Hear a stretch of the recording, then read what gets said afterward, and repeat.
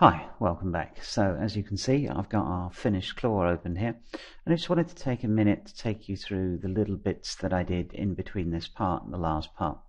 So I've added this, which was on our reference, which is basically just a cylinder with a cone on the end. I'll show you how to do that in a second.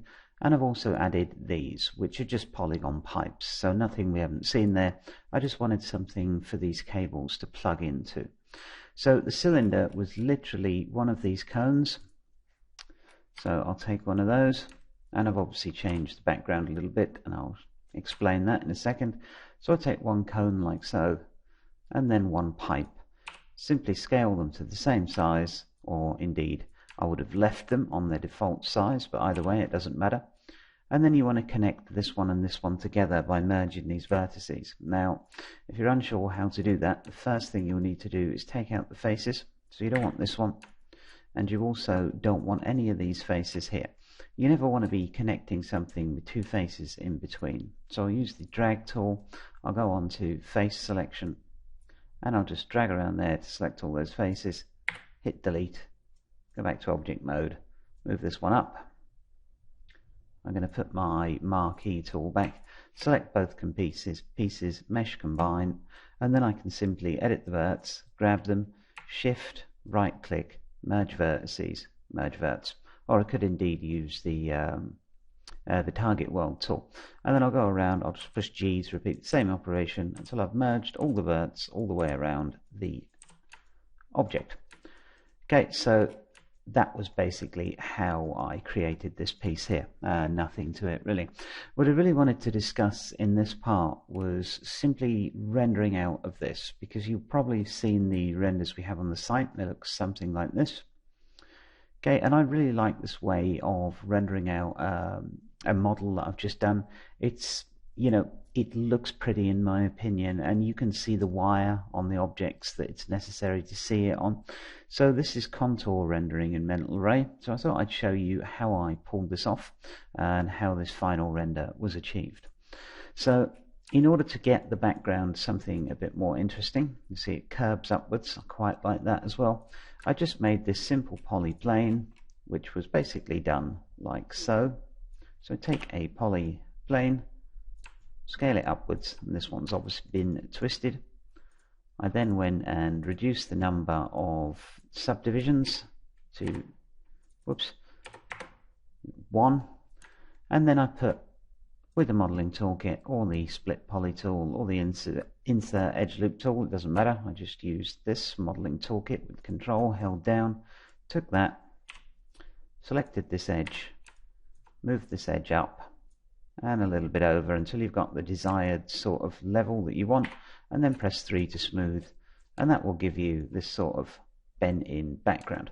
I then used a smooth mesh on mine, so just mesh smooth, because I wanted visible in the render the actual geometry of this background plane, simply because I thought it was a nice counterpoint to the model itself. So, you know, regardless of what you put in the background, or even nothing at all, I want to show you the technique for getting a wire on top of a ambient occlusion render like this. So the first thing we need to do is, I'll just get rid of this because it's not necessary. The first thing we need to do is apply a material to our object. So if I use a Lambert or a Blinn or a Mental Ray material, I'm going to have to light the scene, and I don't want to do that. So I'm going to use a surface shader, because a surface shader won't take into account any of the lights in the scene. So if I drop a surface shader on, and within that surface shader put an ambient occlusion material, all I will get is the ambient occlusion. So I'll give you an example with this sphere. In fact, first I'll just knock out a quick test render. So I'm going to just render 720, and I'll just knock out a quick test of what we've got thus far. So I'll get this into a position and hit render. Now before I do that, one other thing I will go over, just so you can see it, is my camera settings. So if I select here to select the current camera, which is currently perspective, and I go up to the, let's see, attribute editor, and I look down, you can see my focal length is set at 110 mil. Now by default it's set at 35 millimeter, but if I do that, you'll get some bowing on the lens, sort of a fish-eyed effect. So when you're doing a product shot, or you want to shoot something, quite precise, it's better to use a longer focal length, and that way you don't get the distortion. So you can go higher still, so 180, although I find 110 is normally about fine, and there you go. So I'll leave mine at 110. Just something to bear in mind. If you're getting some distortion on your models when you zoom in closely for that render, increase your focal length. Alright, so after increasing the focal length, let's get a quick render of what we've got on screen. And this should take a couple of seconds, depending on the anti-aliasing. And this is, which is quite high on this shot, I can see. And this is what this looks like when you render it with just, Maya's standard default light in the scene, which should be there automatically. If you hit render now and you see nothing, you want to come in, look under the common tab, under render options, make sure enable default light is on. Okay, now normally I wouldn't do a render with this setup. It just, if you compare it to this one, you're not going to want to show your model off like this. Really doesn't give anyone a feeling of sort of the nicely beveled edges and the smoothness of the shape. So first things we want to do, put a surface shader on this.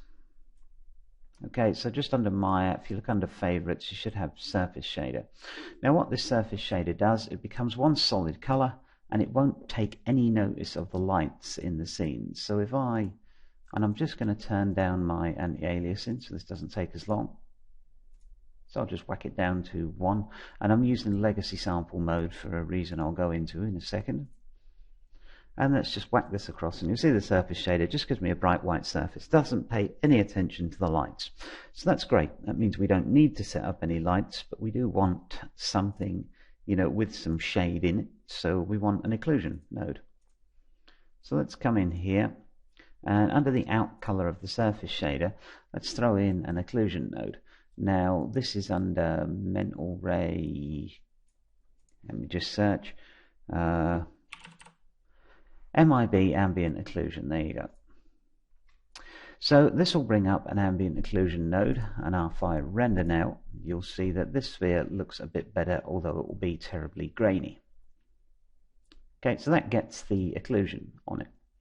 Now I'm going to increase the spread of the inclusion. I'll probably double it, and that will just help me get a smoother transition. And I'm going to leave you to play around with these occlusion options. There's not that many of them. Most of them are fairly self-explanatory. So now I've got more spread on that occlusion.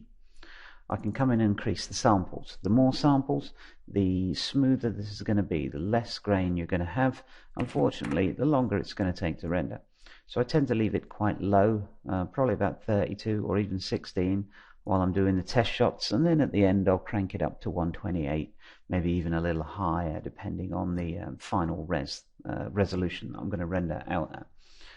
So this will do for testing. So now I've got this kind of white color, but I can change that. So if I come here and make this a little yellower, maybe not that insanely yellow, and maybe a little darker, a little less saturated. The light color of the occlusion now will now be yellow, and the dark color will still be black. So we could probably help this out somewhat by making the dark color more of a darker brown. I'm not going to play around with it too much. I just want to get it to approximately where I had it before, and there you go. You can see that comes in now slightly yellower. Okay, it's maybe a little bit too oversaturated, but we'll deal with that in a second. Now, what I did when I rendered out was I used two different colors. I wanted to bring in a darker color to accentuate some areas, just to break up the model a bit and make it easier to see what was going on. So for that, we'll need another surface shader, and the reason why you can't see the materials going on is because I have default material armed. A surface shader by default will just appear black. So, once you've got a surface shader on the whole thing, it's going to make this quite tricky to see. If I come in here and apply that same surface shader, my render view will just look like this. So I tend to use default material when I'm working all with surface shaders. And I'll get a render of this now, so we can see what it looks like with just that one surface shader on it. So there you go, even with just one surface shader and with that occlusion node plugged into the out color of the surface shader, we start to see a lot more definition in our model. We can actually kind of see what it will look like when it's lit properly. So I've got all the occluded shadowing in here, and it just really helps to pop out that definition. So let's go ahead now and make a different surface shader with a different occlusion. So again, assign new material up here to your favorites, and we want that surface shader. Again, we're going to want to put to the out color a mental ray occlusion node, so MIB ambient occlusion, and I'm going to put the quality to 64, and this time I'm just going to turn the bright to dark gray. So then the color will be lightest at this dark gray and darkest at this black. Now I never like to use 100% black, so always tone that down just a tad. Okay, now we need to select the areas of our model that will have this darker color on them. So I believe I set mine up something like this. I'll obviously let you pick out which parts that you want to differentiate, but I believe this was how I'd set mine up. So I'll then assign an existing material, which for us is surface shader 2, which is probably go in and call dark ambient occlusion. Okay, and you can see why I turn on that default material, because it gets a bit tricky to see when you're setting up your camera shot. And this time I'll re-render it again, and we'll get a nice kind of separation in the model. Okay, so there we go. That helps pop out these pieces here. Now we still want that nice wireframe look. So if I just flick back to one of the renders, and the background, I'm probably going to pop out and differentiate the color of that as well. So let's come in here and just select the background, and once again just assign a new material, and your process should be fairly familiar now. We want that surface shader and ambient occlusion node, and I'll set this one to 64 too, and I'll just leave it at default. I'll probably increase the spread a bit, and the same with the spread on this darker material. So that will just help the spread become more apparent, which, as I'm just using ambient occlusion in this render, I want a sort of more apparent spread of the occlusion. Okay, so from there, all I'm going to do is take this one and assign the dark occluded material to it, because I actually missed that. I seem to see, yep, and probably this as well.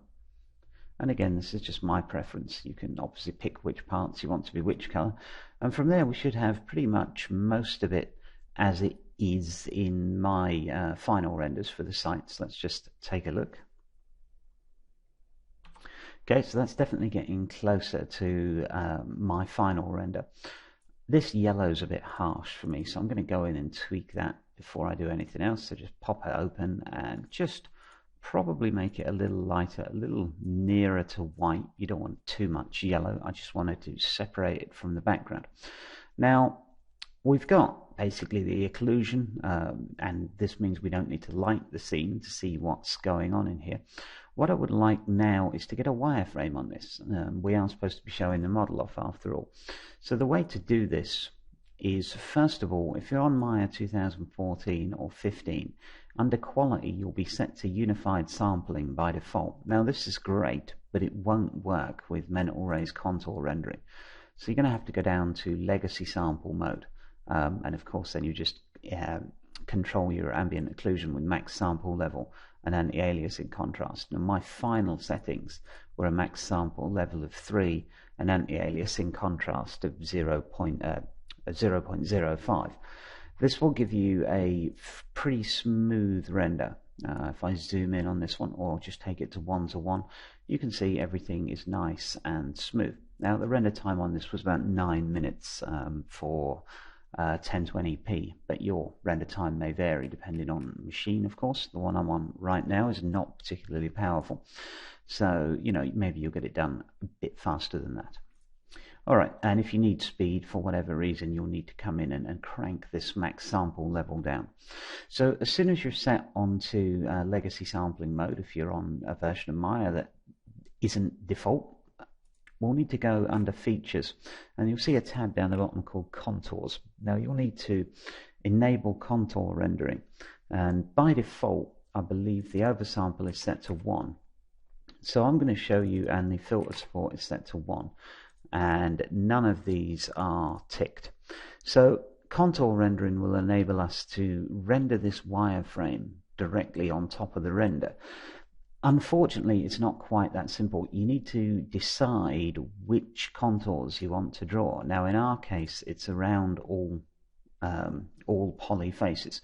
You can use around the silhouette, which will just put a line around kind of the silhouette of the object. You can do between coplanar faces, whatever you want. In our case, I'm just going to tick around all poly faces. Now, you might think that that would be done and you would render and it would work, but if you render now, nothing will happen. What you need to do is select the material that you want contour rendering to work with. So in our case, let's say Surface Shader 1, which is actually our light ambient occlusion shader. And then I need to go into its group. Now, if you can't find its group by going Material Attributes, if you don't see this SG shading group, you can always go into the Hypershade, select the light AO or whatever material you're working with, show its input and output connections, and you'll find its shading group here. Okay, so click on its shading group, come down to Mental Ray, actually click on its shading group, yeah, there we go, come down to Mental Ray and click Enable Contour Rendering, and this will allow you to actually control what color the wireframe you get out is. Now, looking at our render, we've got a fairly light object here, a fairly light ambient occlusion, so a white wireframe is probably not what we're looking for. So let's come up and make that grey. Now the width of the contour is a fairly important factor. Let me just render this at default, and you'll see I get rather thick, probably quite ugly jagged lines. And I will say, while this is still rendering, when you render it in, you won't see the wireframe, you won't see the contour render. It's done as part of a post-production process. So if you hit render and you're not seeing it straight away, you know, don't press escape, don't panic. It is going to happen. What will happen is the render will finish, and basically your computer will sit there for 30 seconds while the wire contour is calculated and then placed over the image. So if it doesn't look like it's working, you're going to have to wait for the render to finish and then give it a second or two, and you'll see it after that. Okay, so there you go. As I said, we've got this contour rendering happening now, but it's massively thick. But it does work as an illustration that this is actually only working around the one surface shader. It's not working in the background, and it's not working on here, because apart from turning on contours, let's have a look in here, you also need to arm them for each individual material. Now this is a nice thing because it means that you don't have to display the wireframe over the whole object. In fact, if you look at one of my final renders, I've got wire here, here, and all the way up here, but this circle in the middle has actually got the wire view turned off. It's simply this material, but without contour rendering armed. So easy enough to do. If you want to exclude certain parts of the model that the wire would be distracting on, or it simply isn't necessary because pretty much anyone can work out what the wire on a sphere looks like, so no need to show it really. And I honestly thought it looked nicer in that particular shot. So now we've got this, and we've got these massively thick, very jagged wires. A couple of reasons for this. The main one being that the width is too high. Let's set this on 0.25 maybe. And if I render out again, you'll see once again this will come in a lot thinner, but it will still be pretty jagged. Okay, so now our wireframe is there, but look, it's missing parts and it's just terrible really. This is to do with the sampling that Mental Ray uses for these contours. Now by default it takes one sample really. We can oversample, which means it will render out the wireframe twice as big and then shrink it down to fit. So if I just do one oversample, so I'll stick the oversampling to 2 and get another render, I'll do a whole one, and I'll do this so you don't have to. Okay, so with an oversampling just set to 2, we start to get a much better wireframe on this. It's still a bit jagged, and you know, it could definitely do with some smoothing out. So we can help that. We can turn the filter support up to 2, which will smooth it out a bit. And I'm going to crank the oversample, say up to 30. Now for a final shot, if time is not an issue, because at 30 it will probably take about a minute to calculate the contour, depending on how complicated it is, of course. So, you know, If you want to spend an extra couple of minutes getting that nice final image, I've cranked this up to 60, 70, 80. Really, it's down to you. At 30 should do a good enough job for what we need. And we see here this was 46 seconds. So I'll snapshot this. I'll do one last render for this process with this oversampling set much higher, so from 2 to 30, and you'll be able to judge for yourself when I flick backwards and forwards. Okay, so here's the new one with the filter turned up, which has made our lines blurrier, not so jagged, and with that oversampling, it's made more detail appear on these small wires here. So, you know, again, it's entirely up to you, and actually it took around an extra 10-11 seconds to do all the oversampling, so it's really not that bad. Now all you need to do is go in to your other surface shaders. So if we're doing material attributes on our dark AO, go into its shading group and enable contour rendering for that, width of 0.2, and I'm going to make these dark wires very dark because the object itself is quite dark, and we'll render out, and we'll end up with something that looks a little bit like this. Okay, so that's it from me really. I just wanted to do a brief demo of how I came from sort of this very bland render to this one that's, in my opinion, a little more interesting. And that was it. So if you have any questions, feel free to contact me, Dave at simplymaya.com, or you can always get us on the Simply Maya forum, plenty of helpful people there. So I hope you've enjoyed this one and taken something away from it. Thank you for watching, and hopefully I'll see you in the next tutorial. Bye.